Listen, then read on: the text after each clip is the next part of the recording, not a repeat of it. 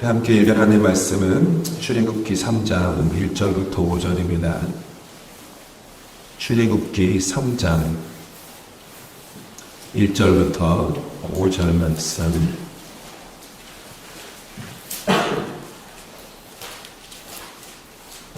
구약성경 84페이지에 있는 출애굽기 3장 1절부터 5절 말씀 함께 교독하도록 하겠습니다. 3장 1절부터 5절, 제가 먼저 1절 읽겠습니다. 모세가 그의 장인 미디안 제사장 이드로의 양떼를 치더니 그 떼를 따라 서쪽으로 인도하여 하나님의 산 호렙에 이르매 여호와의 사자가 떨기나무 가운데로부터 나오니 얼마나 아래서 그에게 나타나시니라. 그가 이 떨기나무에 불이 붙었으나 그 떨기나무가 사라지지 아니하는지라. 이에 모세가 이르되 내가 돌이켜 가서 이 큰 광경을 보리라. 떨기나무가 어찌하여 타지 아니하는고 하니 그때에 여호와께서 그가 보려고 돌이켜 보는 것을 보신지라. 하나님이 떨기나무 가운데서 그를 불러 이르시되 모세야 모세야 하시매 그가 이르되 내가 명령하나이다. 함께 읽겠습니다. 하나님이 이르시되 이리로 가까이 오지 말라. 네가 서 곳은 거룩한 땅이니 내 발에서 침을 벗으라. 아멘.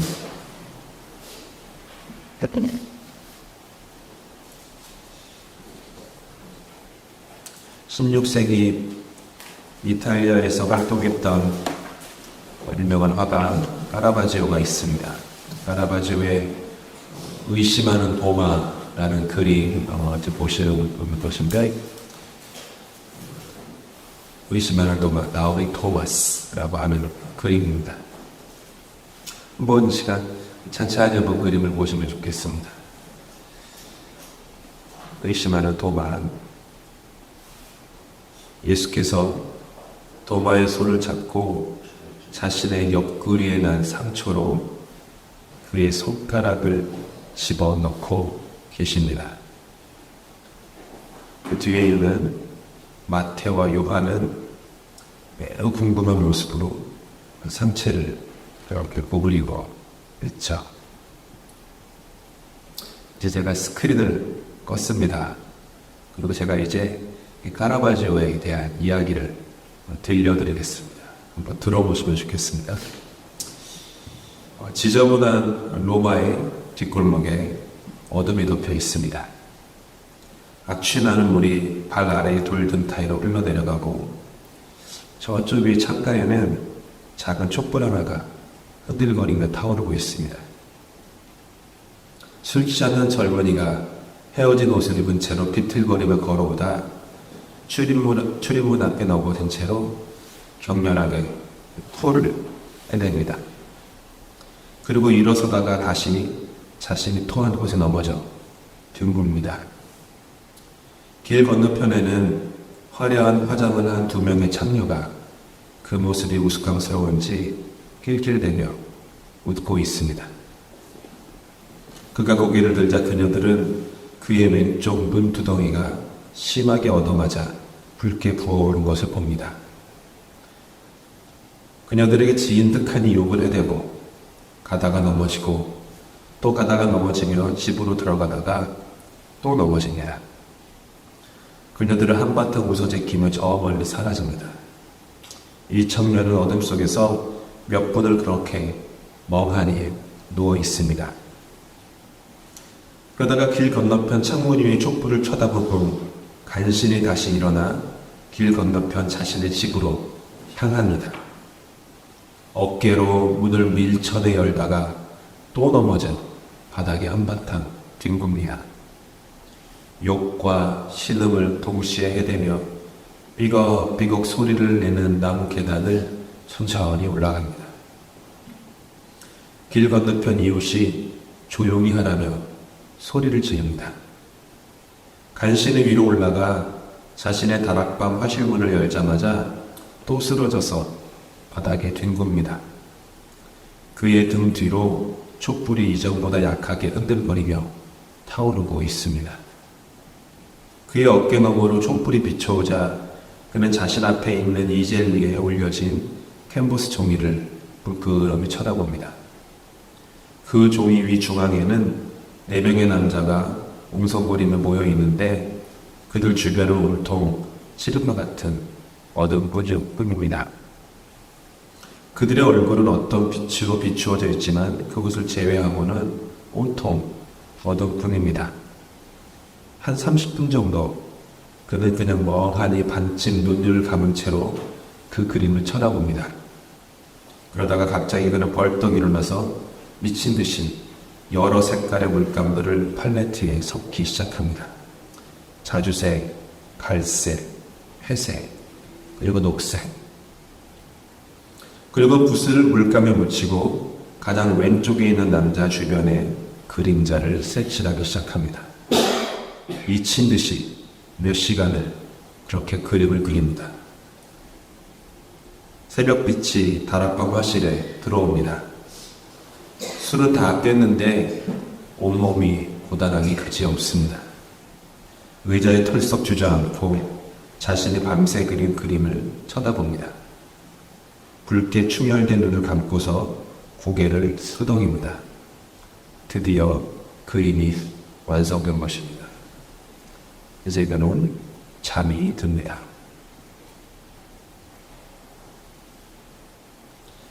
다시 그림을 보시기 바랍니다. 마태, 요한, 그리고 도마가 이제 막 부활하신 예수님 주변에 옹기종기 몸을 아주 바짝 붙인 채로 모여 있습니다. 예수께서 친히 도마의 손목을 잡고 자신의 상처난 옆구리에 손가락을 집어넣는 모습을 그들은 경이로움으로 쳐다보고 있습니다. 도마도 너무 놀랐는지 그의 이마에는 주름이 가득합니다. 예수의 얼굴을 가만히 보니 말할 수 없는 자비로운 모습으로 도마의 손목을 잡고 계십니다. 마치 주저하지 말아라. 흔들리지 마라. 너의 손가락을 나의 상처에 집어넣어 모아라. 라고 하는 듯이 말이죠. 4명의 남자가 남자의 머리가 거의 부딪힐 정도로 가까이 모여있고 3명의 제자들의 얼굴에는 놀라운 모습이 명령합니다.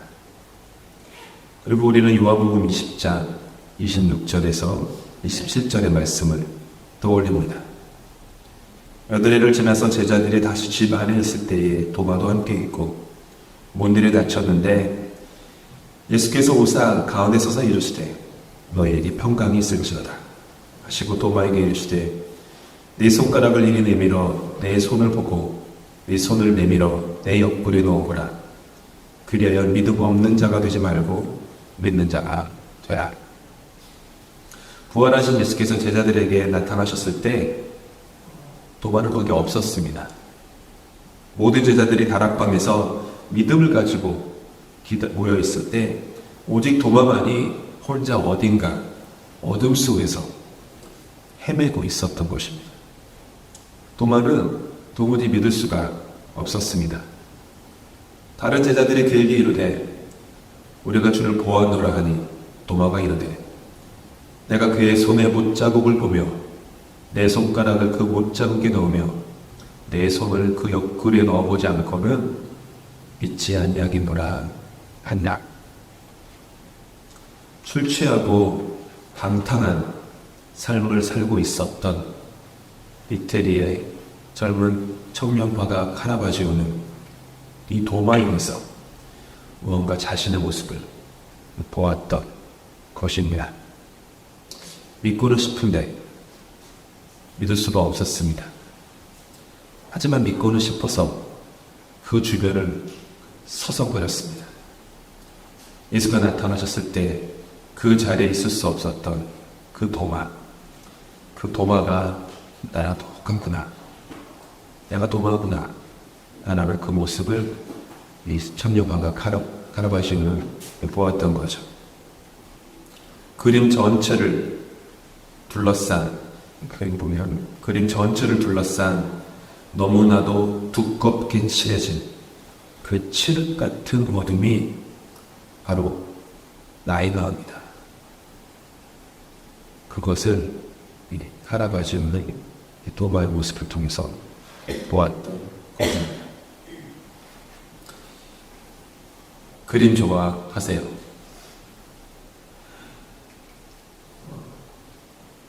저는 그림을 조회는 별로 없습니다. 솔직히 조회는 없는데 좋아합니다. 네덜란드에 있을 때 제가 제일 좋아했던 시간이 이렇게 멤버십 패스가 있어요. 멤버십 패스가 있으면 네덜란드에 있는 어떤 그 갤러리에도 그러니까 박물관에 갈 수 있었습니다. 그러면 이제 학교에서 이렇게 공부를 하고 글을 쓰다가 이렇게 아주 마음이 좀 그렇다 그러면은 그냥 트램을 탑니다. 트램을 타고 스위카죠. 트램을 타고 이렇게 한 몇 분 가면은 이렇게 옆에 거대한 라이스 뮤지엄이 있어요. 라이스 뮤지엄 옆에는 반 고흐 뮤지엄이 있고 또 그 옆에는 또 현대미술관이 붙어 있습니다. 그러면 이제 패스 안으로 다 들어갈 수 있으니까 거기 들어가요. 들어가면은 그냥 교과서에나 보던 그림들이 그냥 막 널려 있죠. 유명한 렘브란트의 나이트 와치. 나이트 와치 그림 여기도 보면은 여기 이거 나와신 거죠. 이거 한 로건 도매들이냐나 저희 저쪽 큰 그림입니다. 나이트 와치가 있고 유명한 에버라이드들이 있고 옆에 반고 거기 가면은 또 반고가 그렸던 수많은 그림들이 이제 가만히 이렇게 그 그림을 이렇게 가만히 서서 자세히 들여다보면 그 시간들이 되게 좋더라고요. 그림들을 보면 가만히 이렇게 묵상하면서 그림을 찬찬히 쳐다보면 가끔 이렇게 그 그림이 저한테 이렇게 말을 걸어오는 것 같은 그런 생각이 들 때가 있습니다. 처음에 그냥 지나갈 때 몰랐는데 찬찬히 쳐다보면 그림에 있는 어떤 뜻 그런 것들이 있죠. 같은 그림을 보아도요. 우리 눈이 열리지 않으면 우리는 그 그림이 담고 있는 풍부한 의미를 알 수가 없습니다. 한 화가의 인생이 어떠했는지를 알고 그 그림을 그릴 때 어떤 일이 있었는지를 이해하게 되면 이전에는 그냥 지나쳐버렸던 좋은 그림이네 라고 했던 지나쳐버렸던 그 그림이 우리에게 말할 수 없는 의미로 묵직한 감동으로 다가옵니다. 저는 뭐 그 정도는 아니지만 제가 존경하는 영성가 중에 헬리나우인 신부님이 계신데 뭐 한 번쯤 읽어보셨어요? 혹은 들어보셨어요? 헬리나우인 신부님께 그분이 그 탕자의 귀향이라는 그 렘브란트의 그림을 너무 좋아해서 이 러시아 세인트피터스버그 상페테스부르크에 있거든요. 세인트피터스버그에 있는데 거기에 있는 그 그림을 보고 싶어가지고 가가지고 간척을 했죠. 경비원한테 간척 가지고 자기를 어떤 의자인지 모르겠는데 아마도 그 한국에서 낚시하실 때 어르신들이 쓰는 조그만 그 간이 의자 같은 거 있지 않습니까? 그거 하나인 것 같아요. 그거 하나 따놓고서 그 렘브란트의 그 탕자의 귀향이라는 그림 앞에 딱 앉아가지고 3일 동안 그 그림을 쳐다보셨대요. 잠도 안 자고 쳐다보시고 않고 박물관 열 때 가가지고 쳐다보시고 닫을 때까지 이렇게 가만히 거기 계속 앉았는데 수많은 사람 지나가도 알아보지 않고 그걸 3일을 하셨대요. 3일. 그리고 난 다음에 쓴 책이 그분의 쓴 수많은 저서 중에 가장 훌륭한 역작이라고 평가받는 탕자의 귀향이라는 놀라운 영성 서적을 지금도 뭐 개신교나 천주교나 뭐 믿지 않는 사람들에게도 상관없이 큰 영향을 끼치는 그 책을 그 그림을 보면서 쓰셨죠. 계속 곱씹고 생각하고 또 생각하고 하다 보니까 거기에 있는 그 의미들이 내 마음을 마치 화가가 여러 가지 색깔로 그림을 칠하는 것처럼 내 마음이 그렇게 새롭게 채색되고 깊어지고 또 넓어지고 그런 것들을 경험했다고 그러시죠. 말씀을 읽는 것 역시 마찬가지입니다. 우리 기독교인들에게 그리스도인들에게 가장 가까운 것이 말씀인데 또한 가장 먼 것도 말씀입니다. 읽기를 읽지만 그냥 스쳐 지나가는 경우도 참 많습니다. 여러 번 읽고 또 손으로 쓰고 또 예배당에서 설교를 듣고 또 온라인으로 여러 좋은 말씀들을 막 듣죠. 그런데 말씀이 이렇게 삶의 육화가 되는 것, 말씀이 삶의 육화되는 것, 그것이 뭔가 모르게 이렇게 요원하기만 할 때도 있습니다. 이렇게 감정을 이렇게 울리기는 하는데 내 삶으로 이렇게 육화되는 그런 말씀과는 잠시 거리가 있다라고 하는 그런 생각을 하죠. 기도도 마찬가지죠. 기도를 하긴 하지만 그냥 읊조릴 때도 참 많습니다. 바울이 로마서에서 우리는 마땅히 기도할 바를 알지 못한다 라고 하셨는데 정말 그렇습니다. 마땅히 기도할 바를 알지 못하는 게 우리들입니다. 우리는 기도할 줄을 모르고 성경을 읽는 것을 잘 모릅니다. 제가 잘 모른다고 하는 것은 모른다니 그 레이어가 있어서 알죠. 하지만 또 몰라요. 그게 우리의 현실이죠. 눈으로 스쳐 지나가듯이 정말 또 그렇죠. 그냥 이렇게 마음이 이렇게 분주하거나 정신 마치 특히 딴 데 가 있거나 스트레스 쌓였거나 근심이 있거나 뭐가 있으면은 혹은 뭐 그냥 하던 습관대로 그냥 하면은 말씀을 읽는데 그런 경우가 없어요. 몇 절을 읽었는데 내가 언제 여기까지 읽었지? 그렇게 모르고 내려가서 때가 있어요. 한 5도 정도 읽었는데 앞에 여기 뭐지? 그럴 때 수도시 많죠. 정신이 딴 데가 있는 거예요. 정신이 딴 데가 있고 마음이 딴 데가 있고 내 삶은 딴 데가 있고 눈만 이렇게 있고 기도도 마찬가지입니다. 중얼중얼하기도 하고 많이 하는데 내가 무슨 기도했지? 내가 무슨 말 했지? 이렇게. 내가 지금까지 한 5분 정도 기도하면서 한 100마디 말을 했을까? 그 100마디 말 중에 하나님 앞에 거짓말하는 단어가 몇 개가 있을까? 그런 생각 붕둥 뛸 때가 있죠. 그래서 제자들이 주님께 간절히 탄식했던 것 아닙니까? 주님 우리에게 기도를 가르쳐 주십시오. 제자들은 유대인이었습니다. 유대인들의 기도를 모른다는 것은 말이 안 되죠. 외우는 기도문만 여러 개 있을 거고 아침, 점심, 저녁, 절기마다 그런 기도문들이 얼마나 문장들이 많았겠으니까. 근데도 제자들이 예수님과 함께 생활하다 보니까 자기들의 기도를 모르고 있구나라는 걸 깨달았던 거예요. 당연히 나는 유대인으로서 어렸을 때부터 신앙교육을 받아가지고 기도를 안다라고 생각하며 자랐는데 예수님과 함께 한 달을 생활하고 6개월을 생활하고 1년을 생활하다 보니까 내가 기도를 전혀 모르는구나. 그 생각이 왔다. 그 깨달음이 왔던 거예요. 그러니까 주님 제발 우리에게 기도를 가르쳐 주십시오. 그렇게 간청했던 거죠. 말씀도 마찬가지로 주님 우리에게 말씀을 읽는 것을 말씀을 가르쳐 주십시오. 이라고 하는 거죠. 그래서 우리는 타지 않는 가시떨기나무 가운데 말씀하시는 하나님을 만났던 모세와 같은 그 신앙의 여정을 사모합니다.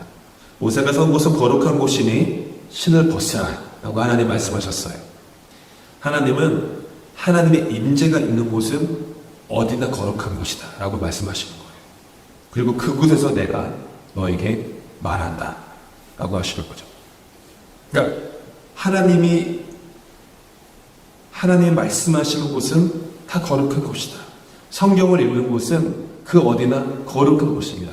거룩한 곳에서 성경을 읽는 것이 아니라 성경을 읽는 곳이 거룩한 곳이 되는 것이죠.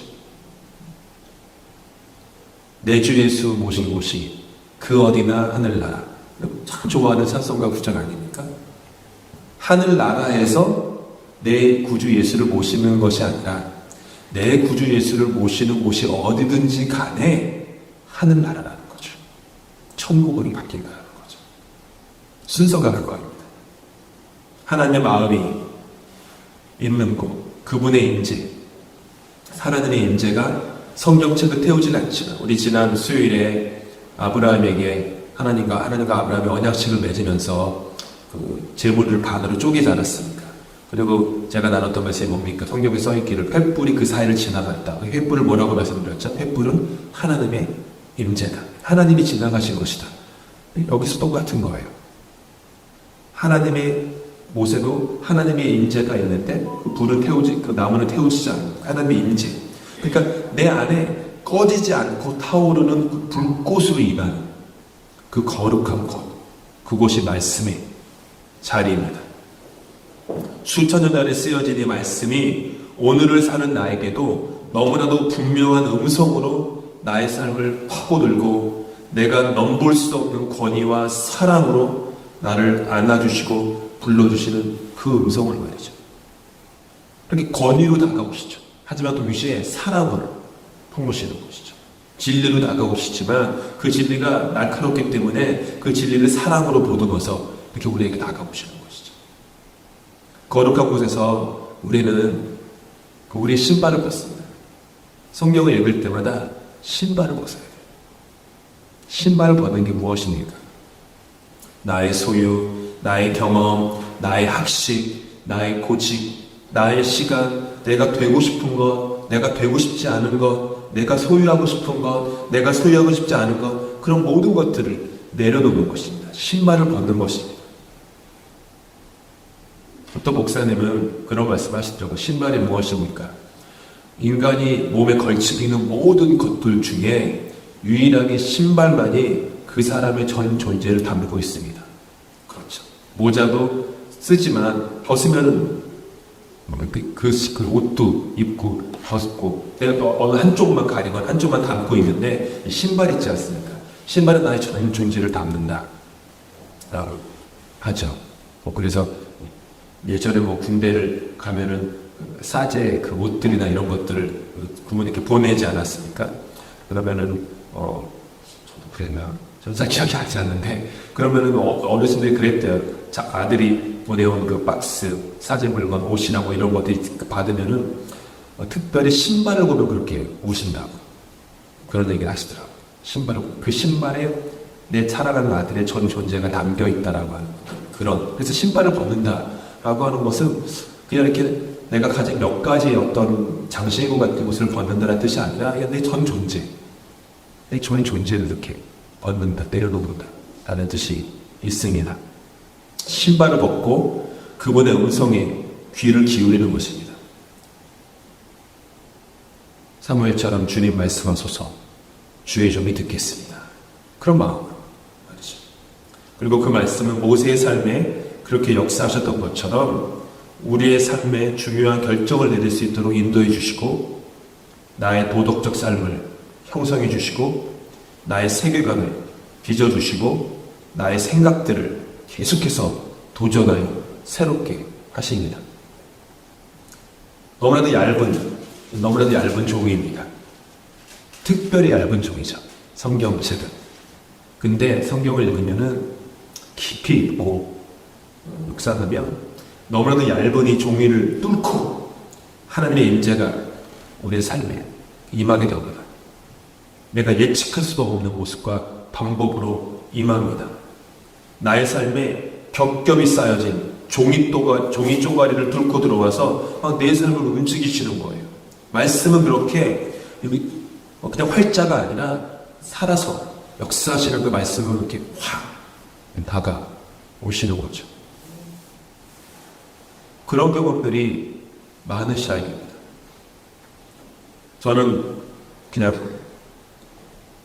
어렸을 때부터 그 말씀 묵상하는 습관을 가져가지고 늘 그 말씀을 쓴 부위에 전어를 씁니다. 말씀 한 절 읽고 대학생 때에는 생명의 삶을 옆에 두고 했던 것도 없잖아 있었지만 그 생명의 삶을 두고 하면 좋은데 너무 그 생명의 삶이라는 해석에 내가 그냥 묶이는 것 같아가지고 너무 제한되고 나의 묵상이 별로 없는 것 같다 해가지고 두진 않는데 좋은 방법입니다. 생명의 삶이나 또 무료로 나눠주는 거 있잖아요. 저희 웰스프링 있을 때는 그 데일리 브레드라고 여기 한국에서는 한국말을 모르고 매일 성경 이런 데 나오는 거 그런 거 있죠. 그래서 저는 주로 그냥 말씀만 펴놓고 옆에다가 이제 전화를 놓고 말씀 한 번 읽고 가만히 그냥 그 말씀 쳐다보고 또 읽고 그다음에 또 읽고 몇 번을 읽다가 그 말씀에서 다가온 어떤 그 저를 때리는 단어나 표현들이 있습니다. 그거를 그냥 가만히 머물러요. 그 안에서 가만히 짧게 머물러 때도 있고 길게 머물다가 여기서 오는 생각들도 적어 내려갑니다. 그래도 적다 보면은요 처음에는 이런 생각이 있지라고 적다가 적으면서 제 손이 제 처음에 생각과는 다르게 글이 써집니다. 그러면서 이런 거 있네, 이렇구나 이런 거. 그런 말씀들이 있어요. 그런 말씀, 역사. 말씀은 우리의 삶에 그렇게 살아서 역사하시며 움직이십니다. 말씀을 읽다 보면은 내 마음이 이런 마음이었네 라는 것도 깨닫게 되고, 내가 이럴 줄 알았는데 사실 내가 이랬네 라고 하는 걸 알게 되고, 하나님 앞에서 내가 이렇게 근심하거나 걱정하거나 하는 생각을 가지고 있다가도 말씀에서 새롭게 아무것도 염려하지 말고 오직 모든 일에 기도와 간구로 너희 걸고에서 감사함으로 하나님께 하여라. 그러면 모든 지각이 되어라. 하나님 평강이 그리스도 예수 안에서 너희 마음과 생명을 지키시라 라고 하는 그런 생각들이 막 올라오는 거죠. 이 말씀이 불타는 떨기나무처럼 우리 안에서 역사하게 됩니다. 말씀을 정말 사모하시는 것 같으세요. 앞으로도 말씀을 우리가 정말 사모할 수 있게 원합니다. 그리고 그 말씀이 우리의 신앙의 여정을 하나둘씩 만들어 가실 수 있으면 좋겠어요. 하나님이 창조하신 대로 우리의 사람됨을 말씀이 새롭게 빚어주시기를 바랍니다. 말씀을 깊이 만나고 하나님의 음성을 듣는데 이렇게 시간을 들여서 이렇게 훈련을 하실 필요가 있어요. 타고날 때부터 유전자가 있어가지고 말씀을 잘 이해하는 것은 아닙니다. 여러분 말씀이 있을 때 특별히 어떤 말씀이 여러분 삶에 이렇게 중요하게 다가와 가슴을 때렸다, 혹은 여러분 마음에 이렇게 더 깊은 곳에 말씀이 내려앉았다 라고 하는 말씀이 있을 때는 여러분 인생에 어떤 특별한 모멘트가 있거나 그럴 때 있었던 말씀들, 그렇게 마음이 찢어지고 신발을 벗고 하나님 앞에 무릎 꿇고 말씀하소서 주의 종이 듣겠습니다 라고 하면 그때 그 말씀이 이렇게 스며 들어가는 것이죠. 유전자가 있어가지고 말씀을 잘 이해하는 사람들은 별로 그거 아니죠. 오랜 시간을 거쳐서 평생을 거친 말씀을 읽고 듣는 훈련을 지속적으로 함으로 말미암아 성도의 삶에 하늘로부터 하나님의 은혜로 주어지는 말씀입니다. 모차르트 이야기가 있어요. 많은 분들이 모차르트가 음악의 천재 아닙니까? 그래서 그때 당시 사람들이 모차르트가 노력을 별로 하지 않아도 굉장한 음악을 만들어내는 천재로 여겼어요. 그러니까 별로 노력하지 않아도 뚝뚝뚝 뭘 만들어내는 거예요. 막. 근데 그런 사람들에게 모차르트가 이렇게 말했다고 합니다. 나의 음악이 쉽게 만들어진다고 사람들은 자주 실수를 범한다. 하지만 당신에게 말한다. 이 세상 어느 누구도 나만큼 작곡을 위해 시간과 생각을 헌신하는 사람은 없다. 이 세상의 작곡가들의 음악을 나는 모두 엄청난 시간을 들여서 공부해 왔다. 이렇게 얘기했대요. 28살이 되었을 때 피아노 연습과 연주 그리고 작곡을 위해 펜을 쥐고 쓰느라고 손이 거의 불구가 될 정도였다고 합니다. 말씀을 읽고 기도하는 것, 그런 우리의 영적인 여정이 있습니다. 이 모든 것들은 저절로 되어지는 것이 아니죠. 마치 농부가 딱딱한 땅을 기경하는 것과 마찬가지입니다. 오세아서 10장 12절에 너의 묵은 땅을 기경하라. 말씀을 읽는 것은 그런 마음으로 하려고 하시는 묵은 땅이 어떤 땅입니까? 오래된 땅, 굳은 땅, 고집스러운 땅, 늘 그랬다라고 하는 관습과 습관과 전통의 땅, 이건 이런 거야 라고 생각하고 이미 마침표를 찍어놓은 그 땅, 그러면 안 되지 라고 생각했던 그 땅, 그럼 모든 묵은 땅을 기경해라. 개혁성경에서는 기경해라라고 했지만 세번역 성경에서는 갈아엎어라라고 합니다. 갈아엎어야 됩니다. 우리의 마음들이, 생각들이 갈아엎어지는 것이 말씀을 읽는 것인데, 농부가 딱딱한 땅을 갈아엎듯이 우리는 말씀을 읽고 기도하는 데 있어서 어쩌면 땅보다 더 딱딱한 우리 마음을 갈아엎는 그런 지속적인 연습과 수고와 노력이 있어야 되겠죠. 어느 누구도요 하나님을 깊이 만나는 유전자를 특별하게 갖고 태어나지 않았습니다. 어느 누구도. 성경을 다시 읽는 그런 축복이 있으시기를 바랍니다. 다시 읽으시면 돼요. 다시 읽는다는 제 의미가 얘가 은유적인 표현을 한 거예요. 그냥 또 읽으라는 말씀이 아니라 다시 읽으시죠.